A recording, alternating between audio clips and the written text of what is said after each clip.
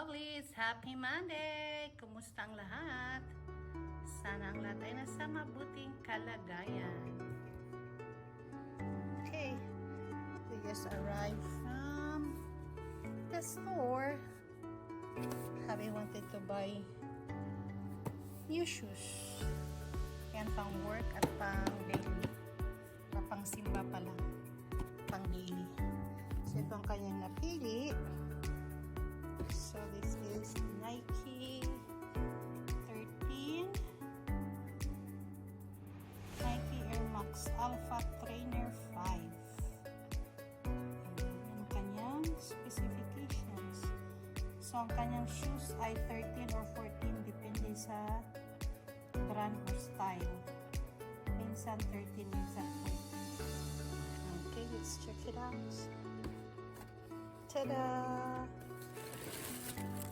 Minsan lang yan siya bumibili ng sapatos. Yan, napabili siya ng dalawa. Okay. So this is ash brown, ash gray and gray combination. So far, wala akong ganitong kulay ng sapatos. So gusto ko pink. Pink or white. Ayan. So this is the 13 Nike Air Max. Nike Air Max. Nike or Nike. I guess it's Nike. So yan ang kanyang mukha.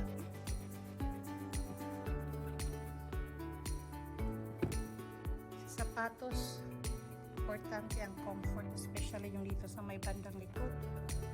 Huwag ko lang kung may comfort. Ano to lang. Hindi mapapagod ang iyong soul.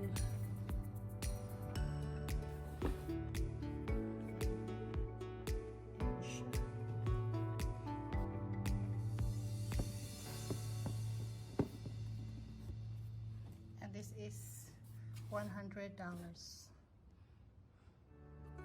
And we have a discount. Naging 89 naman siya. Okay. That's it for this short video, lovelies. Thank you for watching. Don't forget to share, like, and subscribe. Mrs. G Adventures channel.